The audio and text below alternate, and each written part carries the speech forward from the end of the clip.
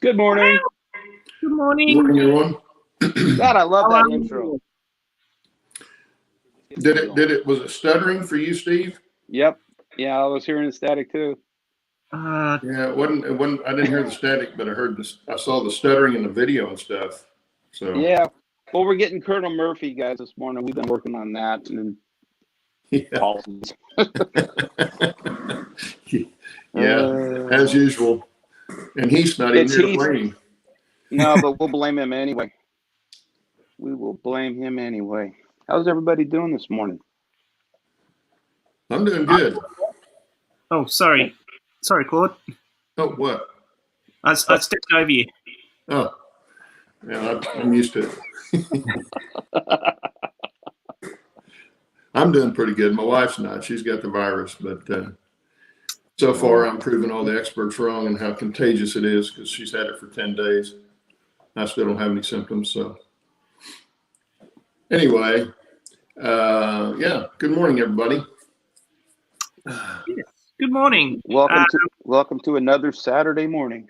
Yes. Today we're going to be talking about what would you like to see in the model railway hobby, model railroad. I've got to say model railroad for you guys in America. Model railroad hobby. Now, that could be anything you'd want to see that doesn't already exist or is coming up. It can be software, it can be hardware, whatever. Something that used to exist that doesn't anymore. That too. So let us know in the chat on the side there.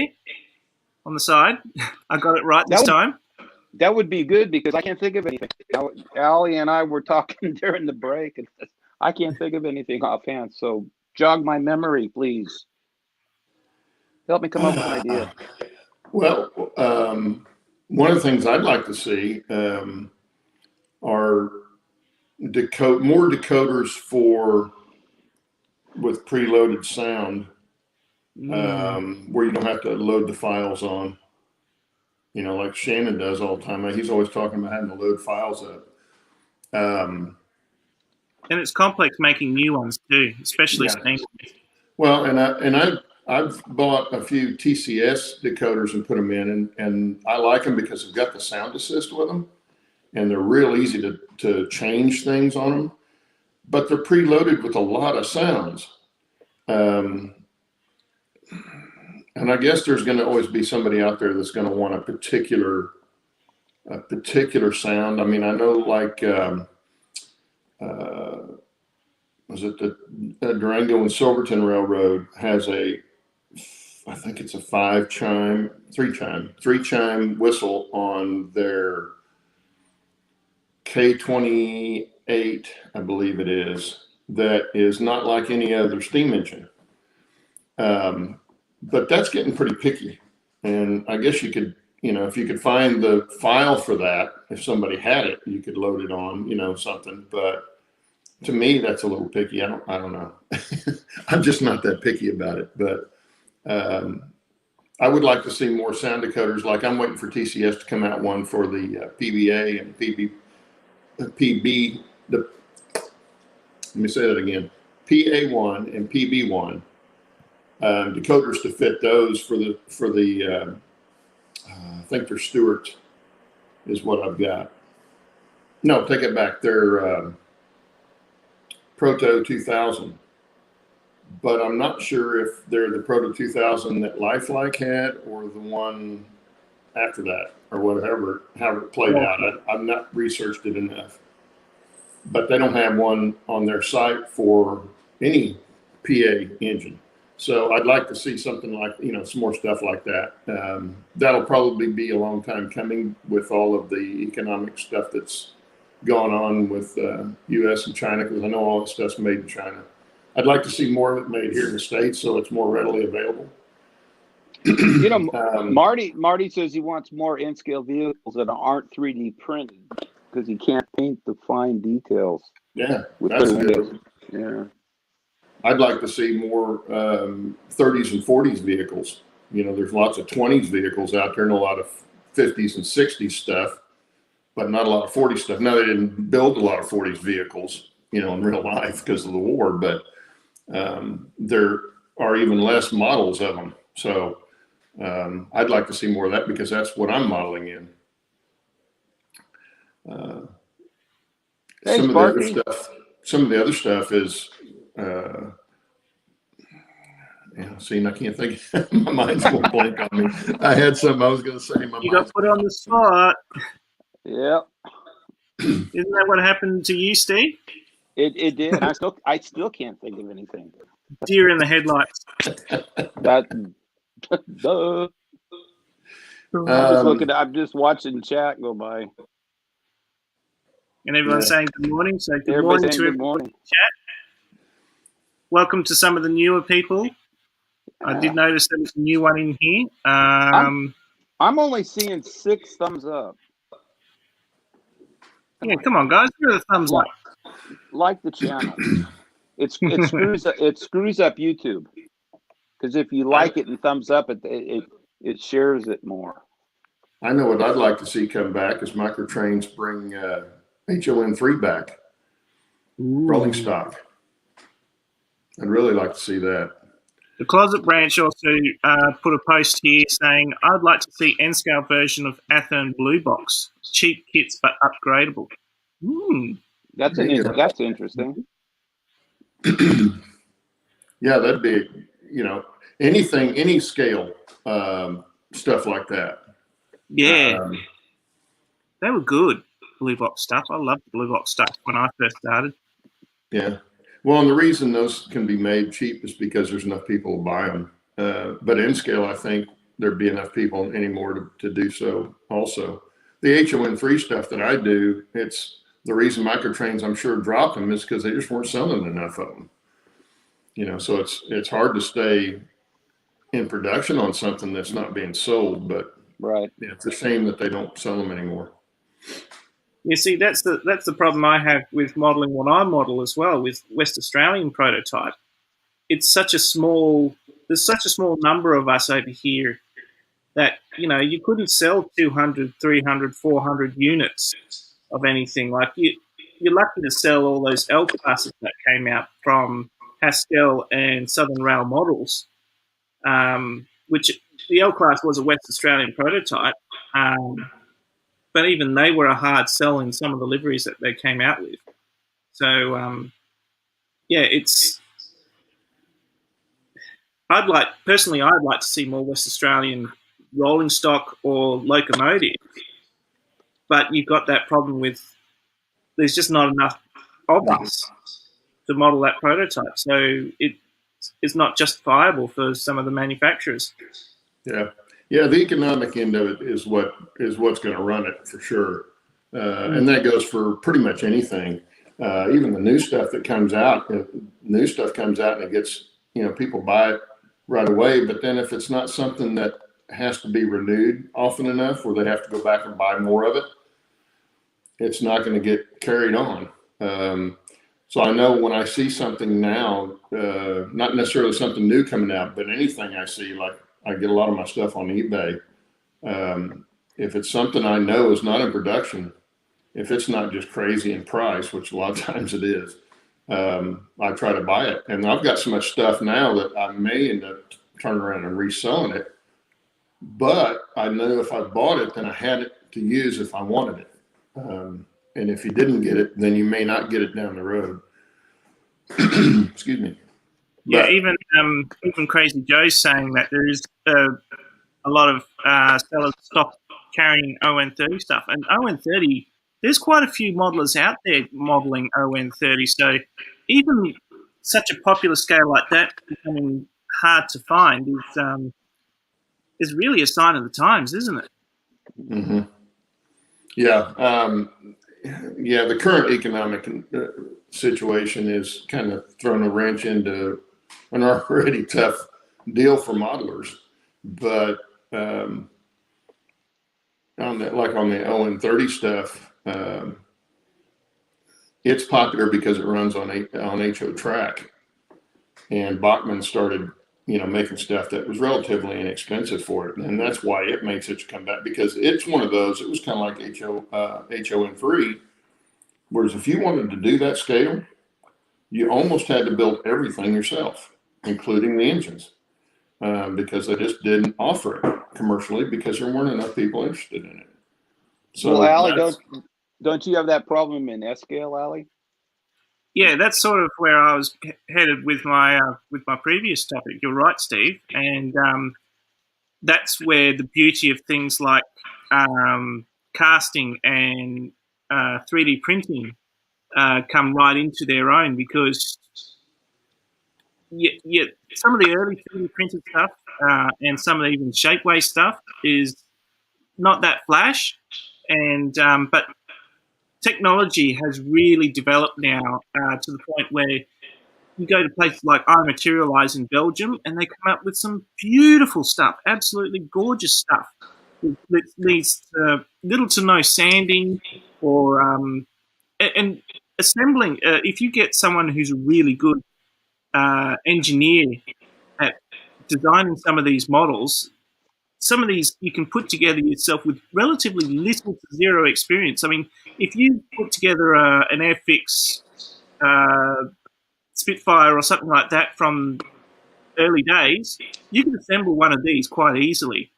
The only thing that scares me is painting. Me too. Yeah. But, I mean, Steve, I've seen some of the stuff you've painted, and it's absolutely gorgeous. I'll have to send it to you. It depends on what it is. The paint, my airbrush kind of took a dive, so I got a new one. But SP stuff paints really good. Santa Fe not so easy. I mean, you've gone and stuff that isn't available, you've gone and made it available to yourself. Yeah, cheated. Well, that's why if I buy a brass engine, it's going to be painted already, because I don't want to have to tear it down to paint it. I don't want to screw up a perfectly good model. And that's what would happen if I was going to try and paint something like that. But there's a question here for you, Claude, and I'm pretty sure you've answered this before, but it's from Crazy Joe. She's asking, what scale are you in, Claude? I'm in HO standard gauge and HON3 narrow gauge. So HO scale, both of them are HO scale, but different gauges on the track. Hey, how many people checked out Claude's interview? Oh, yeah. That was a brilliant interview. Well done. Very well done. Yeah, that was well, not so much on my part as on Bill's part, but it's he does a good show, and he's a great guy. I love doing his show, so it was a lot of fun to just be asked. It was an honor, I thought. But and Johnny and I, who Johnny's the one that runs the technical end of it during the show, and he's not on the screen, but he talks to us. He was talking to us during the video where nobody else could hear, but we could hear him.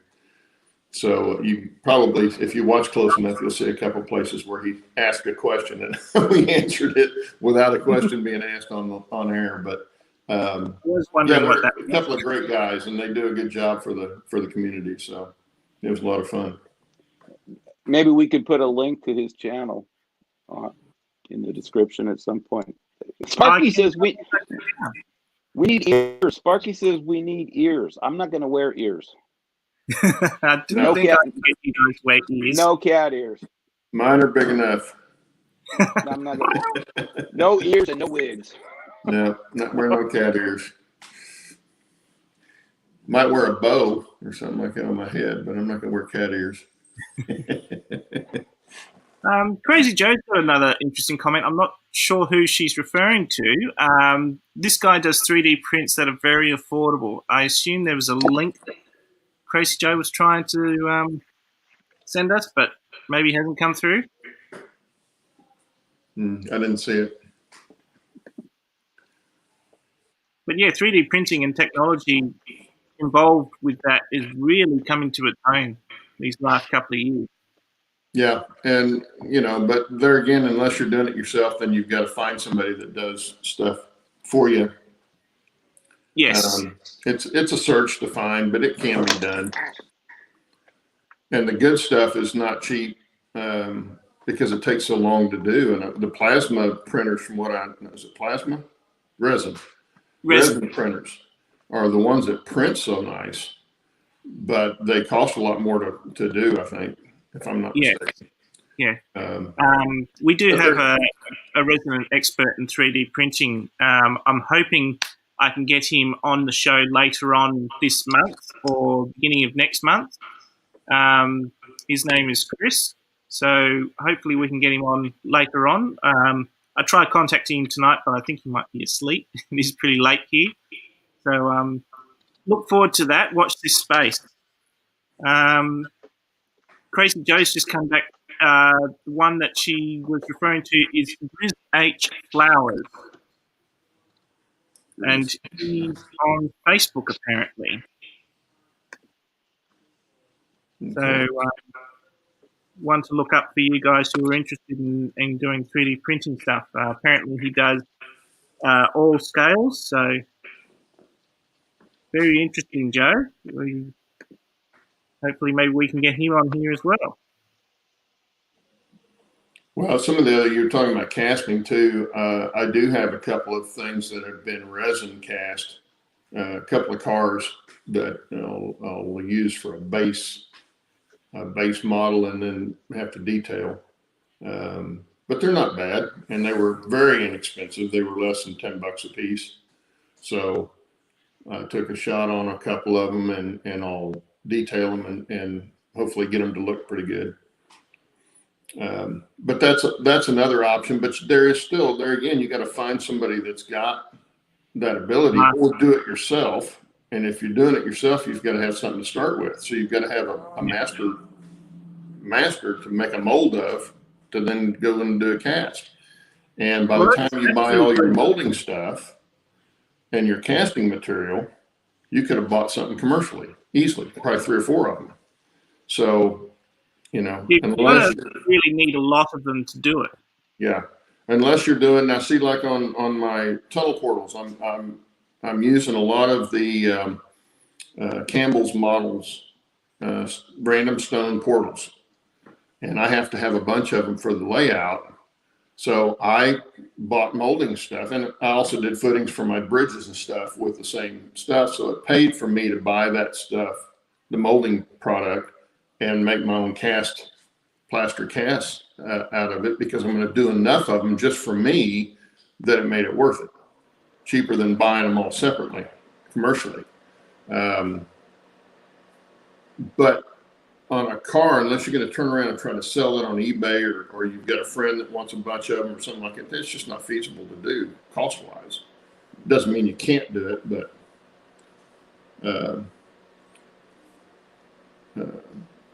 I mean, you're right with some of the 3D print stuff being very costly. The DB that I've got, this one here, which is all 3D printed, just for the 3D printed parts, that was 410 Australian dollars. But that came from iMaterialise in Belgium. And then, of course, I had to buy the mechanism, the donor mechanism for the wheels, which was another $80 to $180.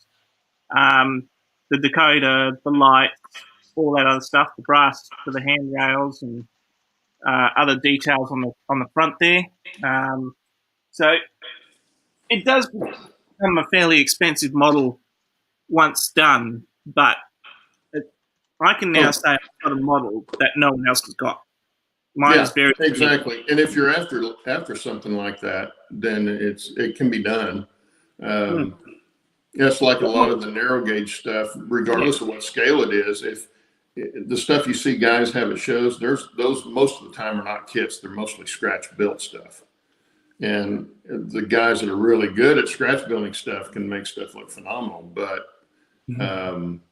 there again, you have to have some kind of talent for doing that sort of thing to make it look really, really good. Otherwise, you got to buy it.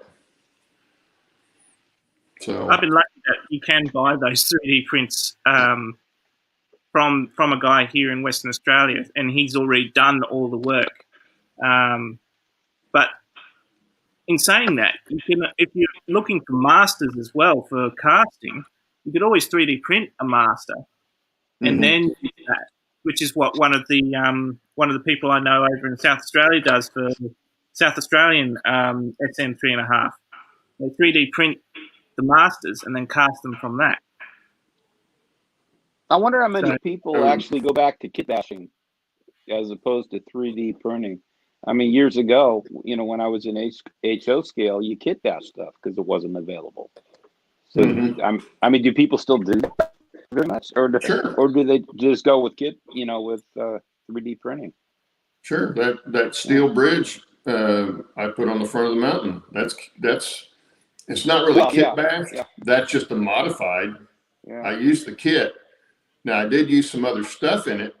I added some stuff to it that wasn't in the kit, but that was mainly just a modification of a kit to get what I needed for that situation, because there wasn't anything out there that was going to fit what I needed. I was thinking of motive power, but yeah, you're right for anything. But no, it's the same thing though. Yeah, it's like scratch building stuff. Guys were scratch building because they couldn't find it anywhere. Yeah, and this before you had 3D printing and molding and casting your own stuff and stuff. You built it out of sheet good, whether it was balsa or later styrene. You make it yourself because it's not going to be commercially available most of the time. Right. And that was the beauty of what they said earlier about the blue box stuff, is you could kit bash that quite easily. And see, that's what I did.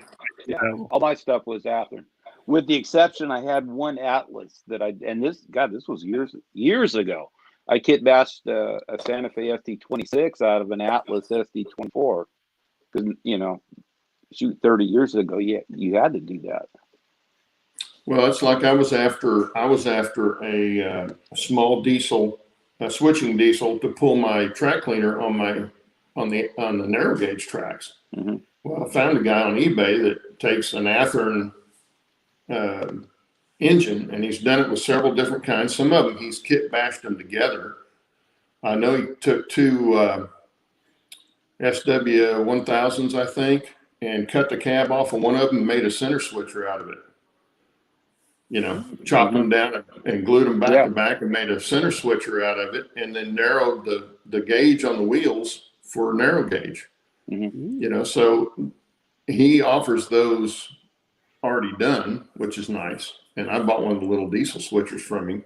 But that's one of the situations of kit bashing or modifying an existing item to make it work for what you want. But yeah, it'd be nice if some of that stuff was more available, but economics keeps a lot of that from ever happening.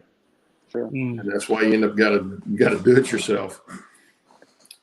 Steve, A7 PSAP says the rain printers take a little longer but are high quality and not a lot more expensive. I haven't heard of them before, but would be interesting to research.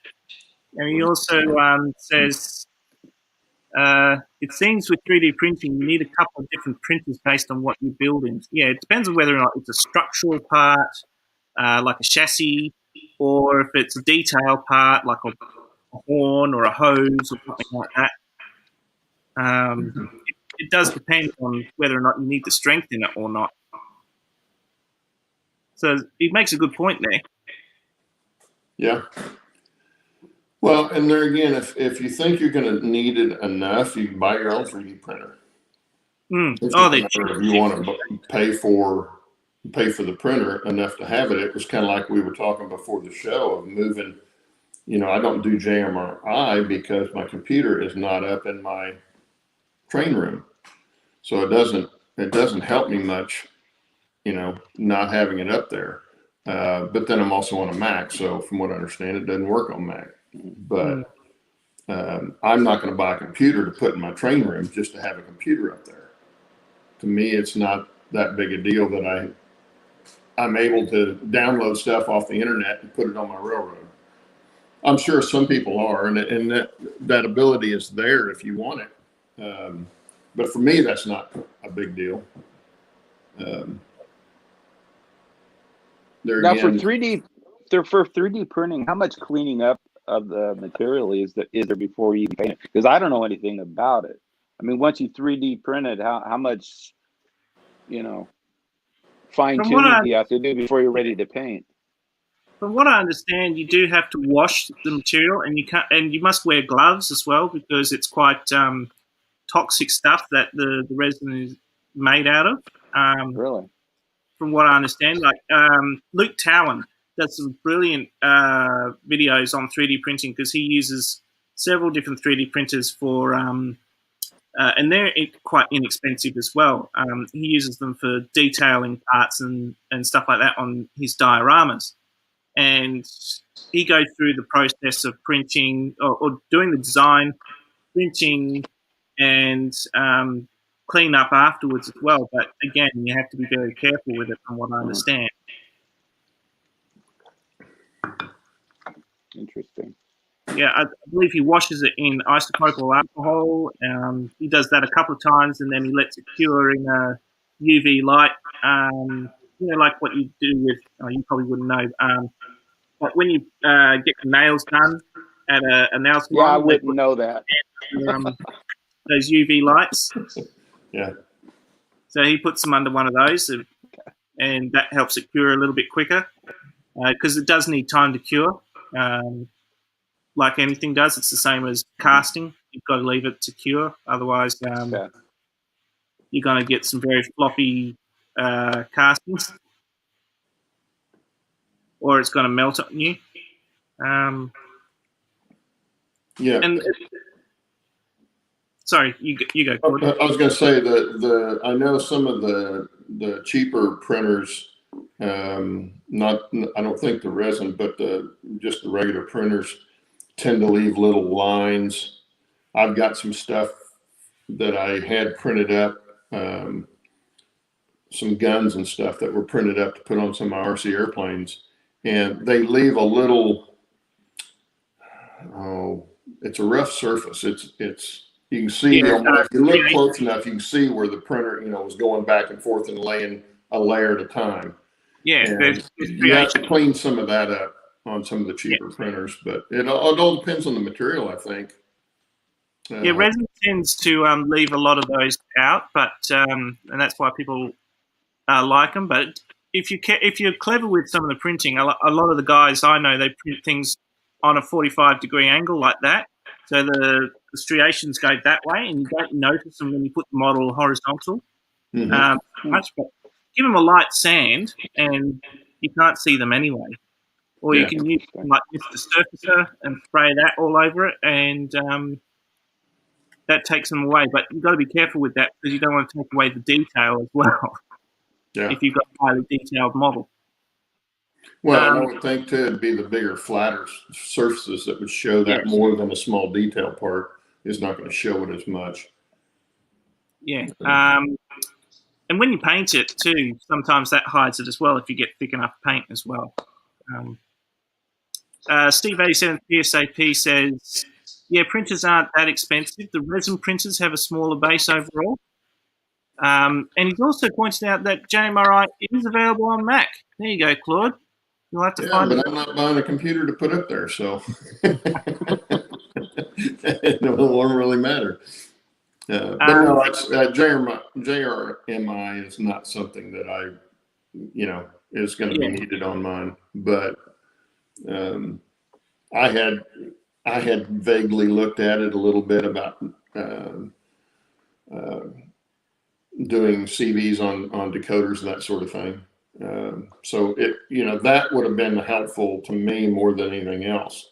But that's the nice thing I say about the TCS decoders is they have the audio assist. You don't need all that other stuff, and you just go right through from your, right from your throttle and program your engine like you want it. So, well, go TCS. Well, that's what I say. I would like to see TCS come out with some more different engines other than just some of the older engines. Okay, not just all the new modern stuff. I know the new modern stuff's really popular with the younger crowd because that's what they grew up with. But I grew up with the old diesels, and and not really steam, but the older diesels. And that's what I'm having a hard time finding is some of the decoders for some of those. So they do have some of them, but they just haven't come out with some others. And I've written them, and they said they're on the way, but there again with the economic climate, in China and stuff now, I don't know how long it's going to be before any of that stuff's brought out on market. I guess we're going to need more stuff made in the States then. Yeah, well, it's like I'm still waiting on 2 engines that have been sorely needed in the narrow gauge community, is a K28 and a K36. Soundtrax is trying to do both. They've been in development for 3 or 4 years now, and I've had mine on back order for 2, and they still haven't even started production, as far as I can tell. Well, you know what is actually in production at the moment, and you can get T-shirts. See what I did there? Leave it to Allie to go shopping. Yes, you can still get T-shirts. You can still get pillows. You can still get. No, you can't get caddies, Sparky, but you can get hats. You can get mugs. You can get all sorts of cool stuff from the Teespring store. So don't forget to check out the link in the description down below. Also, don't forget to like, subscribe, and hit that bell icon. Yep. There's my plug. Allie, are you wearing your shirt again, all backwards? that money that we make off of that, and I've got them priced down pretty decently, so you're not paying a lot over what the actual cost of printing it is. But all that money goes back in to give prizes back out to you guys. So no, we're not making any money off of it. Sorry, what were you saying, Steve? Are you wearing your shirt backwards? No, this is the re-railer shirt. Oh, That bit goes on the front. Tags at the back. Tags at the back. Make sure. Boy, you lose your re-railer, man. It's guilty for life. Guilty for life. Yep, there you go. We're never going to let you forget it. Nope. And I know where they are. Sparky's going to stick with his wigs instead of getting Good move, Sparky. Too hot. That's a good move.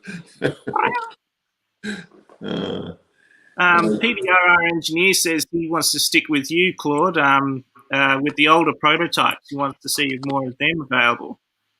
Yeah. And Steve 7th PSAP, he's just reminded me of a good point that Rapido is releasing the F units again. Now, I find a lot of the American manufacturers do release a lot of double ups. Like, I know multiple manufacturers have done the C44-9Ws, and the Dash 8s and all those sort of units.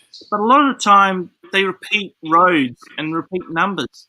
They don't do any of the any other roads that are out there. Like, no one has done Hammersley Iron Road River yet. Come on. They've got hundreds of Dash 9s. And so many different manufacturers have done the Dash 9, and that road is still not available. Like, why are you guys doubling up? Do something new, something different that someone else hasn't done yet. Yeah. Well, there again, it's production cost. Because just to change a road number in a livery cost, I don't know how much it costs, but I know it's not going to be cheap for them to do to make a short, limited run. And if they do, chances are it's going to be more expensive, so they can recoup their costs, which I can understand. But that's why they stick with stuff for so long, is because it costs. And if they're doing a new shell, that tooling is not cheap. Right. And so, but they try to sell what people are buying. And the younger, when I say younger than myself, in fact, if you go on YouTube and just look at stuff, you'll find more modern equipment layouts than you will the old stuff. Because used to be in model railroader, you rarely saw an all diesel setup. Everybody was doing transition because then they could do both steam and diesel. That's one reason I'm doing the period I'm doing. Kind of old school is what I grew up on, but I like the diesels, but I like the older diesels. But to get the decoders and stuff with the sounds of those versus, all the new high-powered stuff they got now, it's really tough to find sometimes. And that's what I'd like to see come out. That's You're dead not right. out now. That's what everyone in West Australia models these days as well. I'm one of the very few that model anything post 1970. Most of the guys over here, they model a steam transition. So you see a lot of steamers out there, even on the 3D print side of things. Now, Steve, 87th PSAP, has got a point here. He says Walters is re-releasing the an upgrade of the GP9. I believe that's an older diesel. Is that sort of what you're talking about, George? Yeah, see, I'm actually running a GP7 on mine because it's even older than the GP9. So, okay. Yeah, I'm very early 50s, late 40s, very early 50s. So I'm staying on the very early end of the diesels. And Sparky, no, I didn't mean to overlook you, dude. I know you run modern stuff. But the vast majority of people that are running the all diesels and all the really modern stuff are usually the younger group. I like to say younger than myself. So, and that's I would say they're the only ones doing it. But the vast majority of the people that are doing the really modern stuff are younger, and understand why. Yeah, Steve 87th PSAP again has made another very good point, and they're doing a lot here in Australia with Australian prototype stuff is pre-orders. He's talking here that they do so much pre-orders to keep production costs down because, of course, the pre-orders can go in towards tooling and things like that. But it also gives them a good idea of what the demand is for.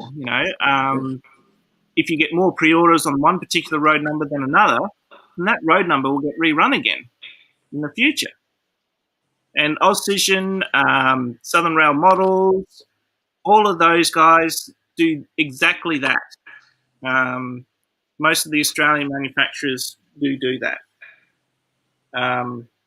which is frustrating because you're sitting there 2, 3, 6 years, sometimes longer, waiting for a model that you still haven't even seen the prototype for. So yeah, and you don't know if it's gonna come out or not. Yeah, well, it's the same deal, I'm guessing, with the Blackstone stuff. Yeah, exactly. And yeah, I picked one of the road numbers. I really wouldn't care which number it was on either one of them. I just want one of those models. And I've passed up some good buys on some brass K36s because I've got these on order, but don't know if they're ever going to come through. They may never get made. I have no idea. Sparky's got a point here saying not enough pre-orders, then they just don't do the run. I haven't heard many of them cancel runs, but Southern Rail Models did cancel some runs on some West Australian models that they were going to do because they just, well, number one, they were doing too many.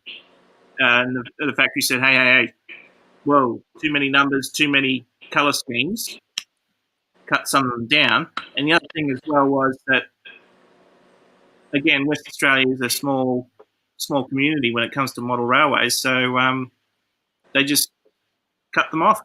They just didn't run them. Mm-hmm. Yeah, well, I know I say I know.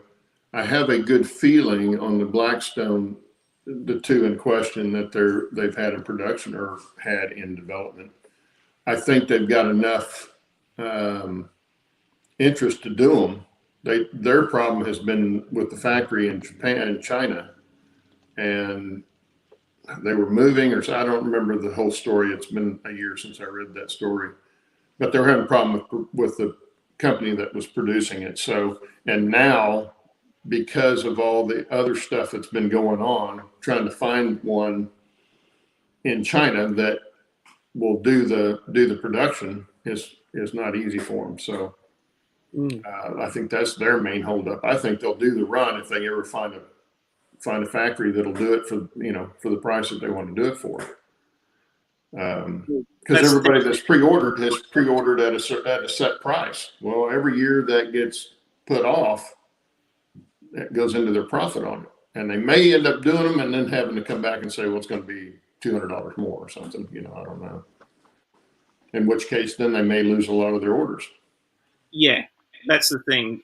For people like you who go, all right, sure, I'll throw another $200 in. That's okay for me. But a lot of people will be, nah, I've been waiting this long. They want another $200 from me. Screw that. Mm-hmm. Exactly. I mean, and so would that be enough people to cut out that they don't end up doing the run, and then nobody gets one? So. Yeah, that's a sad truth, isn't it? Somebody wake Steve up. I'm awake. I'm I'm listening. Still trying to come up with something that I want that I don't have. He's got stuff that he wants that doesn't have. He's gone and painted himself. I paint it, even if it looks like crap. It's still good. I know what I want is I want some tree armatures that look like an aspen tree that aren't costing me $5 a piece. Ooh. That's one thing I'd like to see.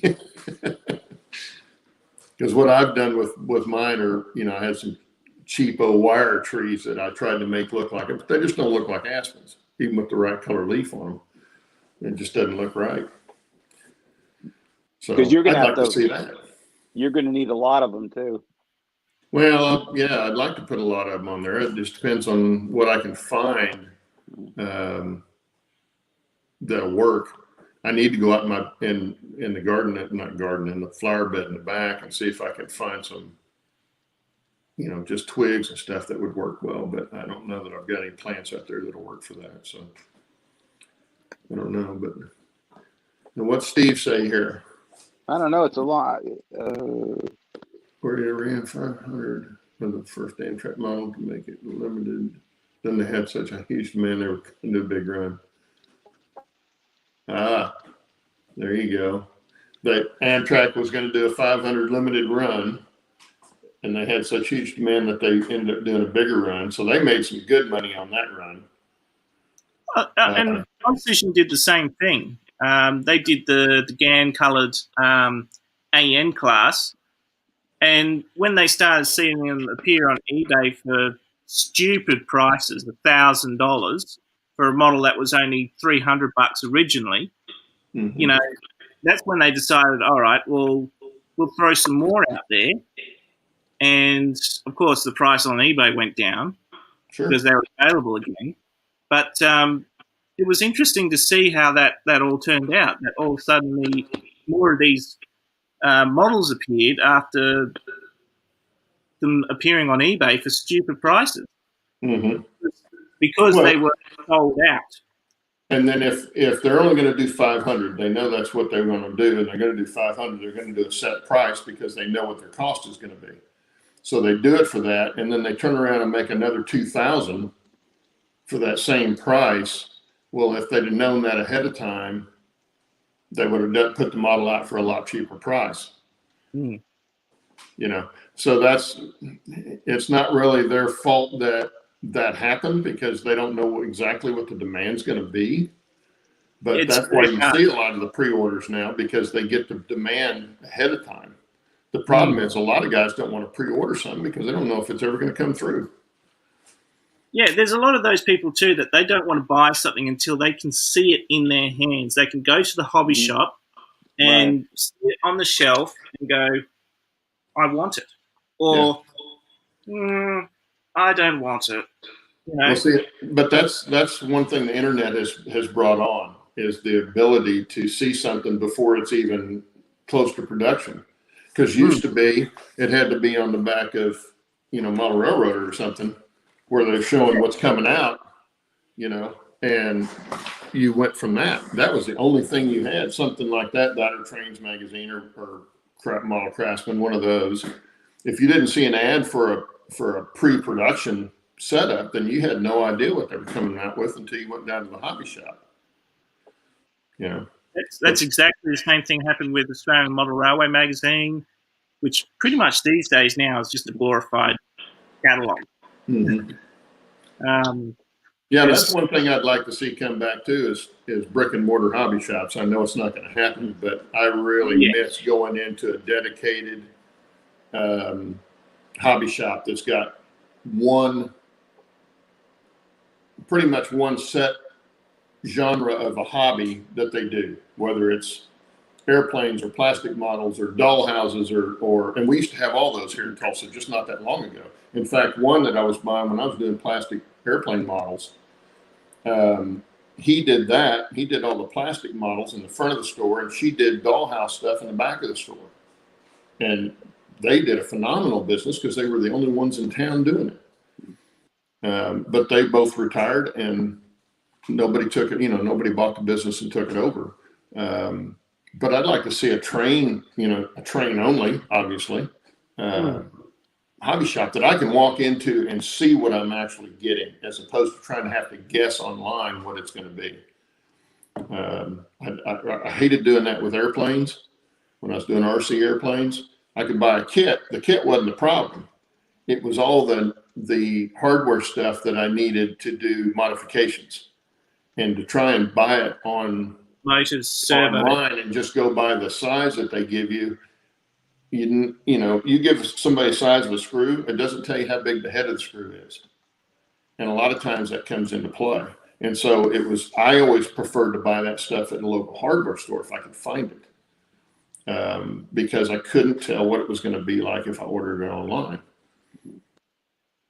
Sometimes you just had to do it and see if it worked. And if it didn't, then you just, put it aside and try something else. But it took time to do all that. And the same thing with our hobby is it's hard to tell sometimes what it's going to look like in person. And so have it in a brick and mortar store where you can go in and look at it. And like I say, I know it's not going to happen anymore, sadly, but that was one of the things I liked about being able to go in and actually physically look at something. When I went back here, I got a question, because our art stuff, we're talking about where things are made. He says Rapido has the advantage of their own captive factories in China. How much of this stuff is actually made in China? Pretty much. Yeah. You talking about model railroad stuff? Yeah, model railroads. What manufacturers are in China? I would guess 70 to 80% of everything. Really? Well, with the Australian stuff, it used to be all made in one factory, like Ozfish and Oztrains, Eureka Models. They were all in the same factory, in a factory called Sandakan in China. And Bachmann were in that factory too. And then Bachmann bought out that whole factory. So, of course, all the little manufacturers, like the Australian ones, they all got booted out. They all had to find their own factories in China further down the track. So Bachmann, I know for a fact, have their own full factory that just does Bachmann. And now that could be Bachmann Branch Line, Bachmann American, Bachmann Spectrum, all of that done by Sandakan in China. Interesting. That happened quite a few years ago. Well, like Steve said, it's like almost everything else, designed out of China, but then produced there. Yeah, wow. And that's basically the thing. It's produced in China. It doesn't matter where it's designed at necessarily, because that's all done on the computer anyway. So it could be here, it could be in Australia, it could be China, and it's going to be basically the same thing, but it's getting it produced. And most of that, so I'd say 70 to 80% of any kind of hobby stuff is produced in China, along with a lot of other stuff that we consume in this country besides hobby stuff. Mm-hmm. But it's, and that's just the way things are now. Right. But I would like to see a lot more of it come back and be produced here. Not that it's going to change a whole lot, except the price. It'd probably run the price up. But, we don't know. Yeah, labor costs and cost of materials and things like that do play a big part in it. Yeah. Yeah, it cost it, production cost and then consumer cost. Those are the two things that run it. because doesn't matter what the demand could be there, but the demand without the money behind it doesn't matter then. So you can want something, but if you're not willing to pay for what they want to make it, then you might as well not want it anymore because it's not going to get made. Hornby was a classic example. Hornby used to be all British-made models. All of their models were made in England. And a couple of years ago, they went to China because the cost of making and the quality of the tools that they got out of the Hornby models just weren't up to the same standard as, say, even Bachmann or Athearn or any of those. So they had no choice but to move to China, and just to get the same quality models for the same competitive price that the same manufacturers in America and Australia were doing them. Sure. Yeah, because anything produced, say, in this country is going to cost, a lot more than the same product produced in China, just because of labor costs. Exactly. Quality may be better, may not be better, but the cost just in general is going to be more if it's made, in the States. Exactly. So, don't know, but anyway. What other questions do we have? I'm not seeing any. Oh, Joe, no, Joe, I'm not interested. I would have been, maybe. It's probably a top flight, I'm going to guess. Depending on the size of it, but I'm guessing it was a top flight deal. Put it on eBay and you probably sell it. If it's complete, especially, you probably sell it. Because you can't buy those anymore. I don't think they're making them anymore. So is there anything else out there that people want to see produced that hasn't been produced? Claude came up with some beautiful examples, like Dakotas with more sounds on them, or I like the idea of simplicity, like a brilliant. I've now discovered Wi-Fi tracks, and I think that's a brilliant product.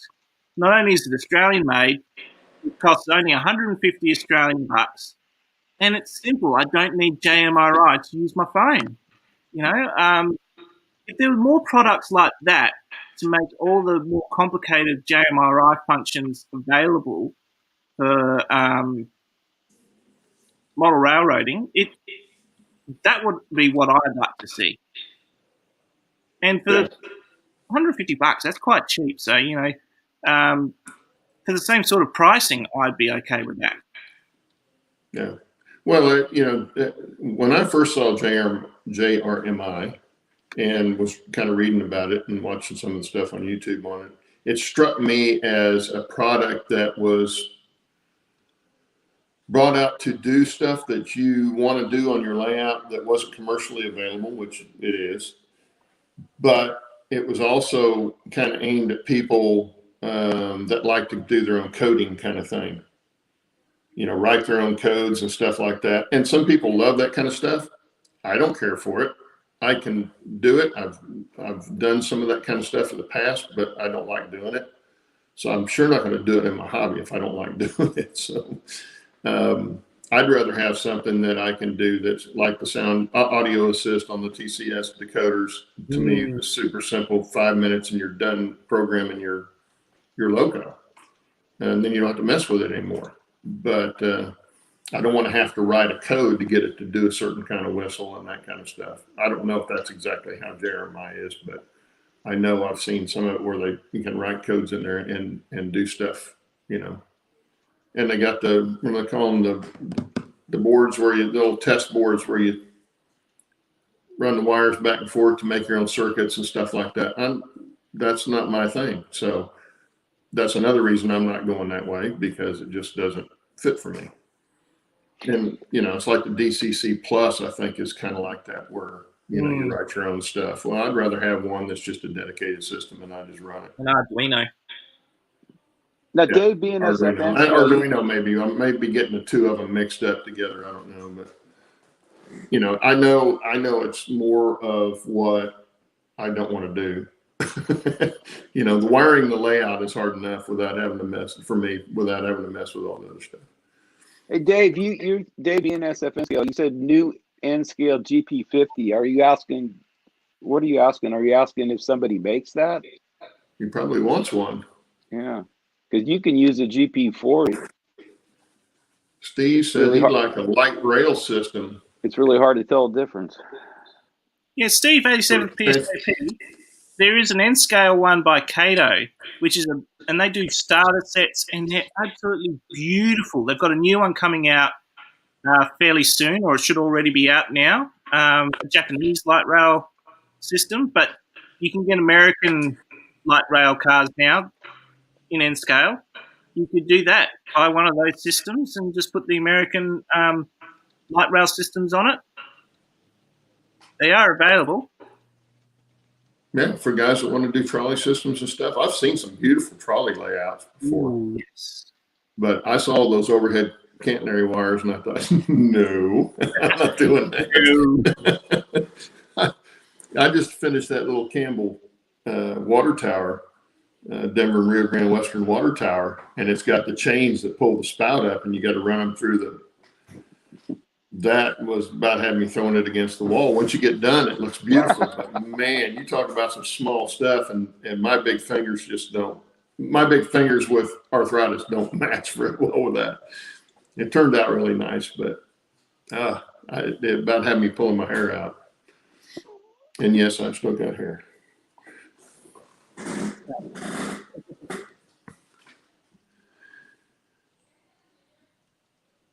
Did I lose sound? No, you're still there. Oh, okay. I thought I went deaf there for a minute. Okay, Dave, you want a BN? Okay. Tiger Stripe. Dave wants a BN Tiger Stripe GP50. I see. Ooh. Burlington Northern Tiger Stripe. I don't know. Yeah, that would look good. That's the green with the white stripes, right? Mm-hmm. I believe so. I don't know that I've seen that before. I'll have to look up a picture of that. I have seen the Tiger Stripes, but not necessarily on a GP50. Joe's got a GP7 and an SD9 Katos. I know the Atlas, I think it's the Atlas GP7 I have. It's got a Kato mechanism in it, and it runs really well. Yeah, my I got an SD9 and SD7. These guys that right here that just went by, and yeah, those are Atlas with a Kato drive, and they run really good. Yeah, I was testing some track that I had to fix a couple of turnouts that I had laid down for quite a while, and I was running back over it with the GP7, and the momentum on it is. I've got it set to when you shut it down, if you want it to stop right then, you better hit the emergency stop because it ain't going to stop right away. It's going to go at least another length or two before it quits. Plus, it's got current, keep alive in it. So just even if you shut the power off, it just keeps going. I love momentum. Yeah, my GP7 has flywheels too, Joe. Mine do too. Like, yeah, almost. That's one thing I liked about Athearn when I first got my first Athearn loco. Oh God, years ago, well, back in high school, was an F7 unit, and that was the first loco I ever had that had flywheels in it, and I could not believe how much smoother that ran than all the old just straight geared Tyco stuff and all that kind of stuff, that just sounded terrible and everything else. I remember that Athearn. I thought after that, I thought, oh, Athearn's cream of the crop, But things have changed. That was when I discovered Proto 2000. I bought one of the first locos I bought with my own money was a Proto 2000 GP18 Rock Island. I just liked the color of it. And when I ran that, I was like, oh my God, flywheels. That's the way to go. Yeah. Yeah, it does make everything run much better. They do run smoother. Flywheels and worm gears. Yes. That's the way to go. Because I remember when AHC, American Hobby Center, I think they were up in New York. They used to come out with a magazine. It was like a newspaper. It looked like a newspaper, but it was a catalog. And I remember seeing in there they had a box cab that was a truck cleaner. And of course, it had a couple of sandpaper discs on each end. But I remember when you ran that, it'd almost run you out of the room. It was so loud. And it was cheap. It wasn't expensive. It was a cheap model, but it was a roundhouse model. It was already put together. I didn't have to build it. But man, you talk about noisy. Oh, Lord. And you wouldn't put up with something like that now in your layout because it just sounded horrendous. Well, that's why I'm transitioning away from the older Bachmann, because, man, these Kato and Atlas with the worm gear flywheels, they are so much nicer. Easier to work on. I mean, piece of cake to take apart and fix, clean. Yeah, and I think they're getting where almost everything that they do now is like that. You know, run just smoother and quieter and everything. It's the new standard. Yeah. It's not for the gold level stuff. It's the standard. Anything above that is, the gold level stuff. Yeah. Yeah. Well, that looks like another hour. Yeah. Yeah. Looks like we're coming up towards the end of the show, guys. Don't forget to like, subscribe, hit the bell icon. And, also, loved your comments last week. Thank you so much for all those comments. I did read all them. And, yes, thank you again. Happy 2021 for those who didn't catch us last week. And, look forward to seeing you all next week. And we'll be here. We'll be here, same time, same place.